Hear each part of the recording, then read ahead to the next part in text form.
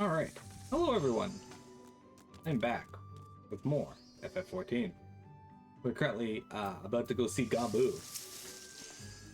This plane outside is very fond of Gabu. To the extent that I have a hand in it, I shall do all in my power to bring him back. Well, this is the moment of truth. I'll have our host bring Gabu back to us at once.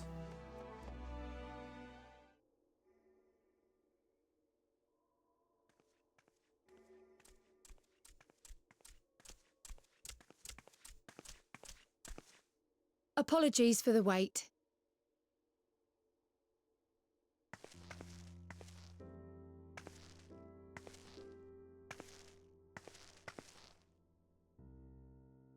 Gabu, have you been good?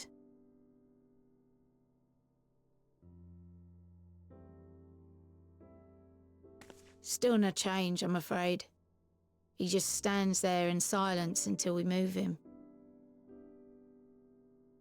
It's all right now. We're going to help you get better.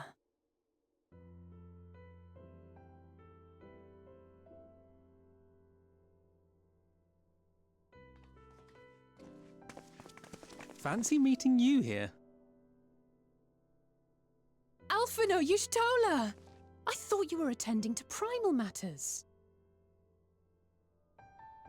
We were, and came here for a meeting on the subject. Certain pirate factions did not deign to attend, however, and it was cancelled.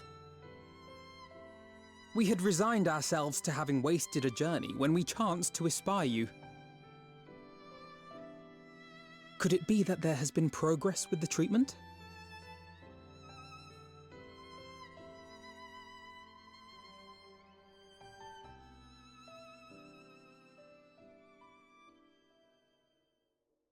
Using Magitech terminals to formulate the solution. I would never have contemplated such an approach. So this new magic, adapted from memory transference, would be used to purge the subject of their fanatical faith, while Angelo would be responsible for reanimating the ether of their soul.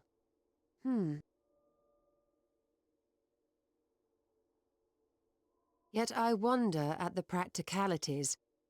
If one were to reanimate the soul first, it would only serve to exacerbate the tempering. Conversely, a stagnant soul would not respond to the effects of the magic. Would both need to be performed simultaneously? Nothing escapes Master Matoya's inquiring eye. As you say, both must be carried out simultaneously. And thus, I propose to imbue Angelo with the tempering treatment in much the same manner as I did the spirit vessels.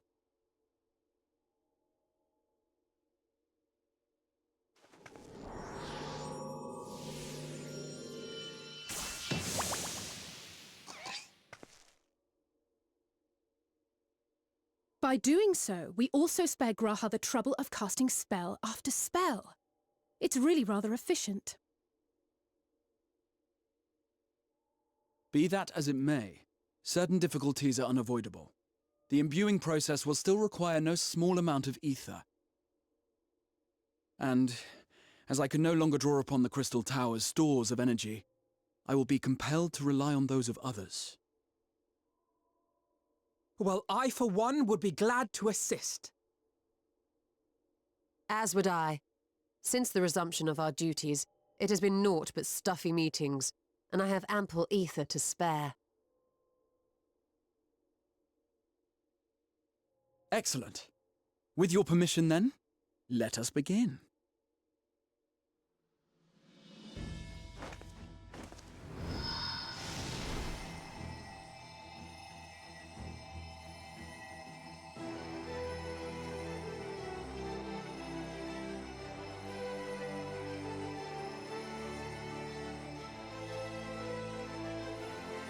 Yes, this will do!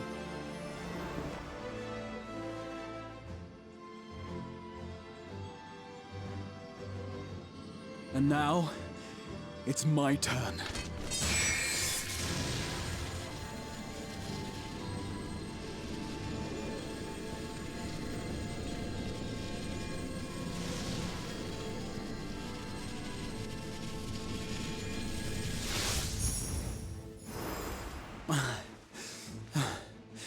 It is done.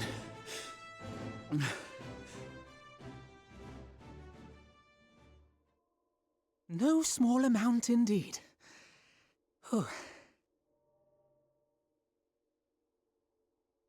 Well, we seek to go where even the Allagans did not.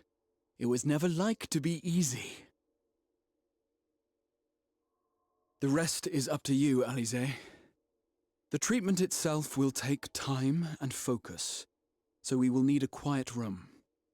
I'm sure our hosts can spare one.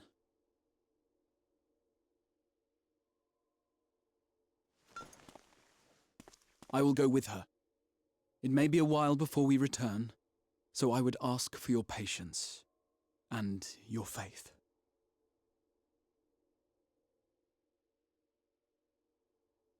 We'll bring Gabu back.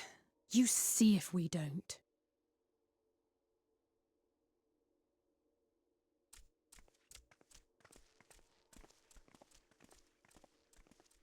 Twould seem our part is played.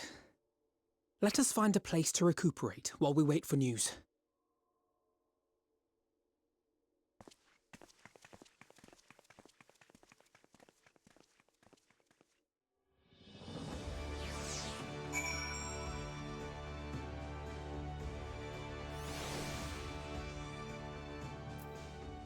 All right.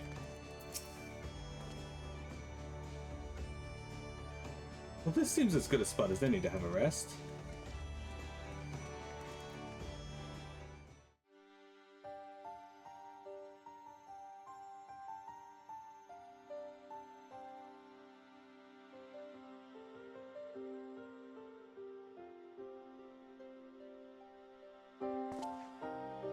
For years, Eorzea has laboured to find a solution to the primal problem, without success. Any hope that tempering could be reversed faded long ago. I myself had given it up as impossible. Given up on the tempered and the light-corrupted alike. They were problems to be tolerated, or else eliminated, I believed. And to think otherwise was pure naivety. Childishness, even. But Alize refused to give up. She struggled and she struggled. And her efforts were rewarded with a way to bring back Halric. And now countless others may no longer be beyond salvation. However much we bicker, I have the greatest respect for my sister. Had I half her stubbornness, nay, her unwillingness to accept the status quo, I would be a far better person. A far better scion.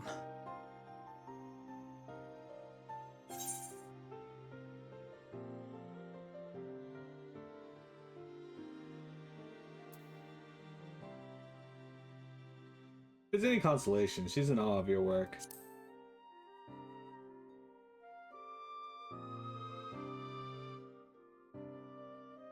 She told you of my graduation thesis. How very embarrassing. Nonetheless, it is comforting and not a little surprising to hear that I'm still capable of impressing my sister. On the rare occasions I'm not annoying her, that is.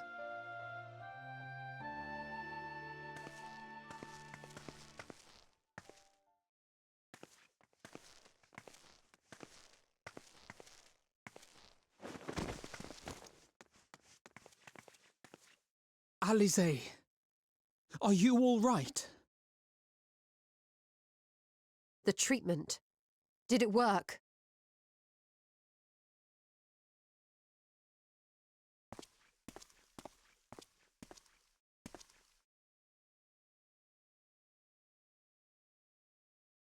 Oh, I'm so glad to see you all. Delighted, happy, glad. Gaboo!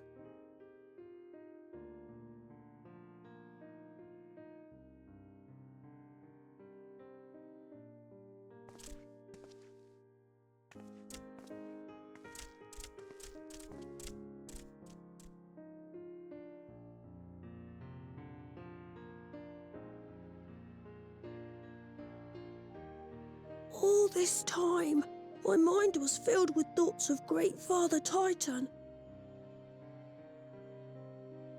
but I never forgot about Mother and Father. Always, they were in my heart. Constantly, ever, always. So I tried to focus on their faces. Theirs and yours. Alize's and everyone's. And I found that I could remember. One thing, then another, and another.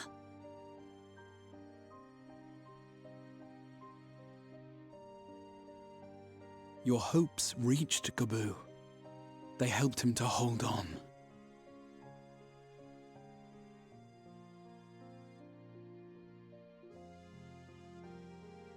I'm so proud of you, Gaboo.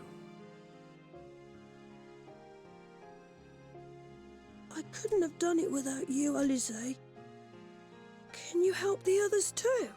Cure them, heal them, help them? Yes, we can. All of them.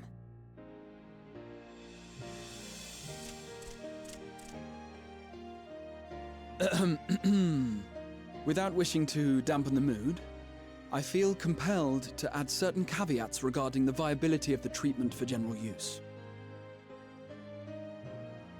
As you know, reversing the effects of tempering demands a profuse amount of ether. And while Alize was able to heal Gaboo alone, I fear the same will not be true for those who exhibit more advanced symptoms. Moreover, the treatment's effects are limited to the soul. It offers no succor to those whose very flesh has been altered through prolonged exposure to a primal's influence. All of which is to say that we cannot save everyone. Maybe we can't, or maybe we can. No one gave us a hope of saving Gaboo, and yet here we are. We must find a way to treat as many as possible.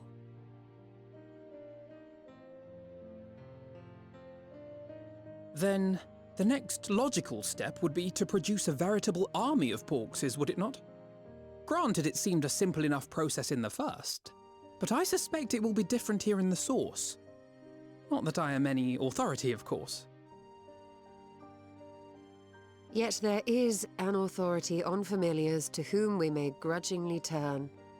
She's stubborn, haughty, eccentric, irascible, laconic, annoying.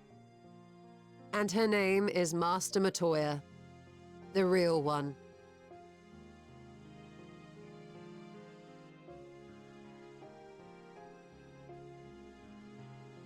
I have to go now, Gaboo.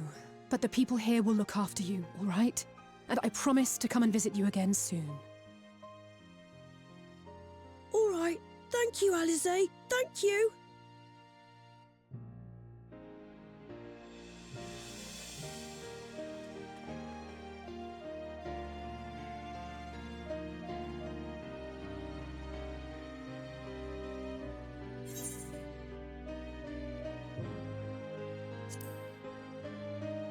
Chopped Highland cabbage. Lemon waffles sound good. Hey, Sane, welcome. Alize would be exhausted for her efforts, but you wouldn't think so to look at her now. If she is ready to press on, then so am I. We did. We did it. We brought Gaboo back. If we have any say in the matter, he'll be the first of many. You may recall that in order to procure the ingredients for Angelo, we had no choice but to surrender ourselves to the whims of the pixies. But I should have done so with far better grace than I had known we would go on to achieve. Like master, like pupil. As she will be at pains to remind me, I have not paid Master Matoya a visit since we returning to the first, or from the first. But this seems like as good a time as any. Come, let us make it to her cave.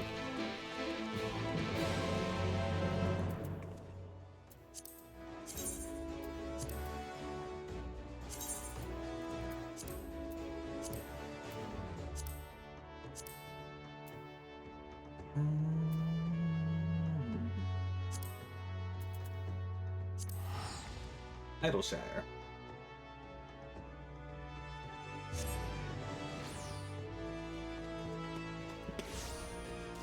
We are successfully curing tempering.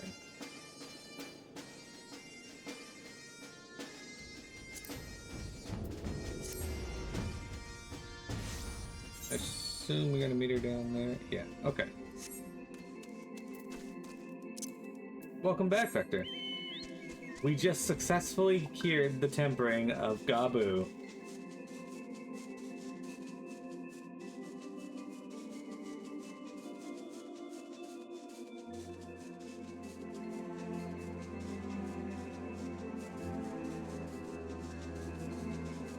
The kobold who got upset when his parents were murdered and accidentally summoned Titan. I don't use the Twitch mobile app, so I don't know how it's changed. What was altered on it?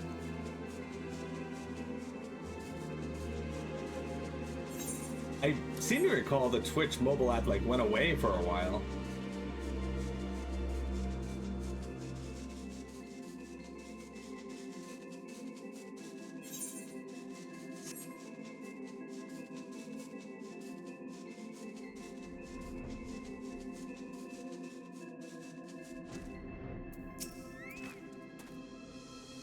Master Matoya is something of a legend among Archons. I very much look forward to meeting her, if not the dressing down I'm liable to receive from my inept attempts at summoning you. It has been some time since Master Matoya last saw Stola. What a lot they will have to talk about. Do you remember when we last came here? It was to find out why the other side collapsed. If someone had told me then that they'd been whisked away to another world, I would have probably have laughed in their face. You live and learn, eh? I take it you were ready to bear witness to the joyous reunion of master and pupil? Very well.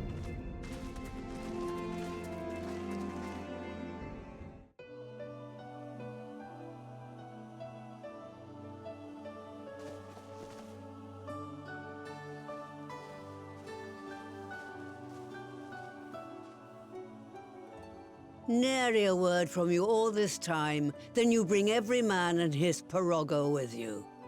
Did no one teach you any manners, girl? They were too busy teaching me etherology, Master. Jesting aside, I wanted to be the one to express our gratitude.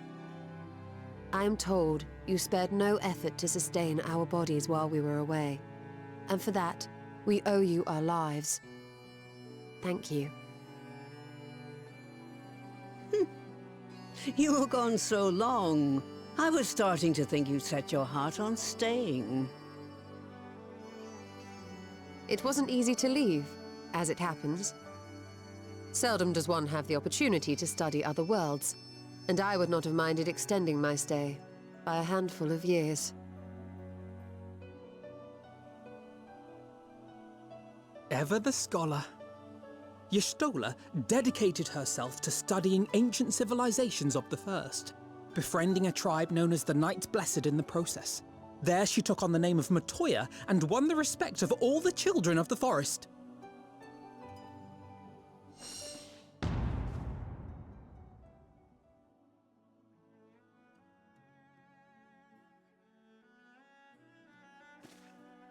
I merely adopted an alias in accordance with the custom of my hosts. Yours just happened to be the first name that came to mind. You mean to tell me you went gallivanting about using my name and only bother to visit when you need a favor? And don't pretend you don't. I taught you long enough.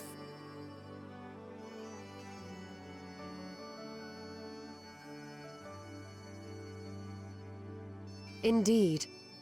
And devoted pupil that I am, I could not fail to recall my master's sage advice. When the answer eludes you, look to the wisdom of your elders.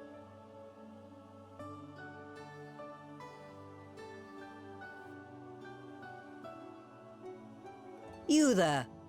Were you going to introduce yourself?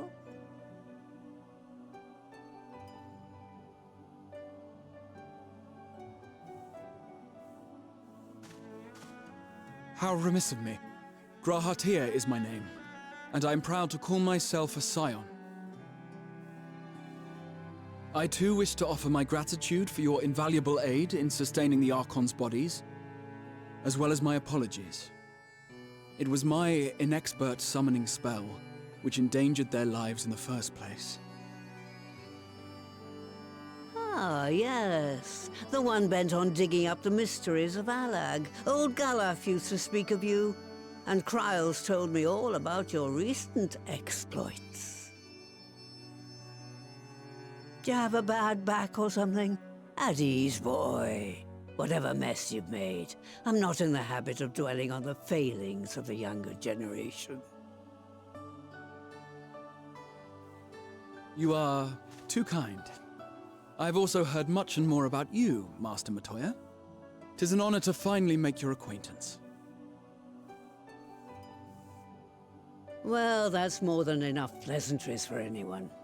Tell me what you want. I haven't got all day.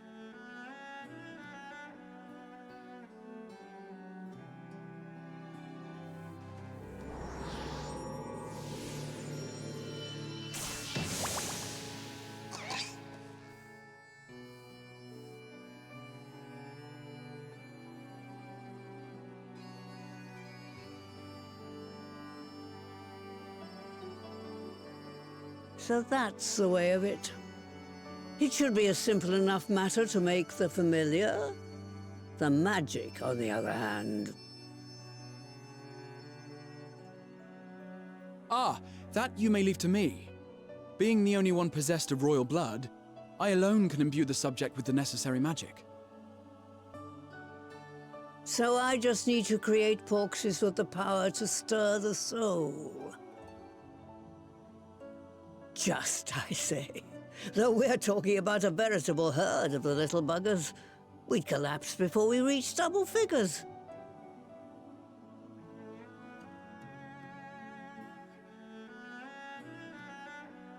But if I could get a familiar to create the familiars, a mother porxie, as it were.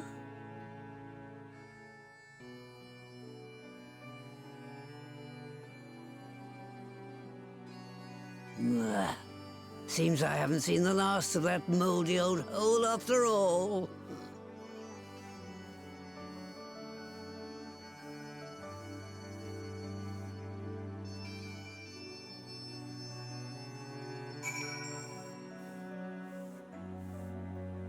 Alright. A porxie that produces porxies. What an inspired idea. By the way, Miro, do you think I misspoke earlier? I assure you, it was not my intention to embarrass anyone.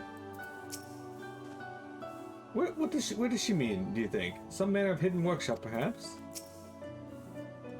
Moldy old hole. She really must miss the place. In case you ever wondered, Alpino got his innocent streak from our mother, and it can be rather endearing, even useful in certain situations. But most of the time, it just makes me want to shake him. Poor Stola. Alright, off to my old workshop then. Everything required to make you familiar is there. That may be, but no one has set foot in that place since the Exodus. I dread to imagine what has become of it. Oh, there's sure to be a handful of feral familiars and mayhap a monster or two, but nothing to trouble the likes of you. You can consider cleaning up the place payment for my help. Fine, we'll do it. Good girl. Now, if there are no other objections, I suggest you run along to the Maker's Quarter. I'll send one of my pirogos ahead to let you into the workshop. You need only tell him who you are. You can't be too careful after all. Off you go.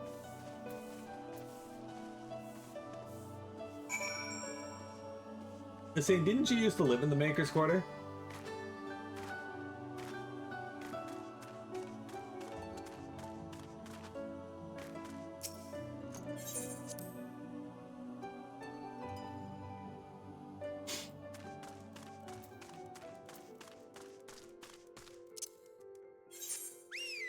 Alright, where is this? Way over there. Okay.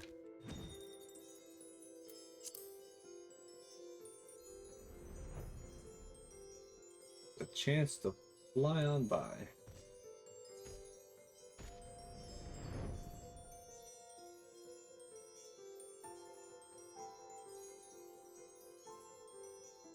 You should stop and look at Alexander reaching out of the weird energy shield.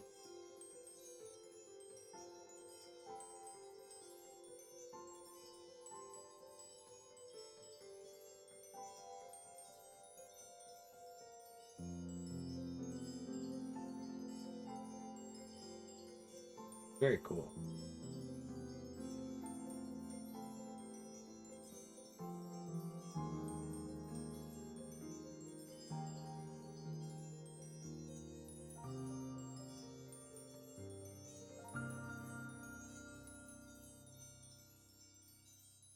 Hi, Minicat. Alright, so I think what we're looking for is like right here. Here we are. That's a tarantula hawk. Alright. Judging by the unruly state of the floor without, I think it's safe to assume that there will be no shortage of unruly fauna within. Add to that the undisturbable secrets of the workshop, and we have the makings of an adventure. The workshop was an unforgiving place even before the Exodus, and I doubt the years of neglect will have improved it. The grass could certainly do with a trim. As I may have mentioned, Alice and I were still very young when we departed with the Exodus. I envy Ashola for remembering the city as it once was.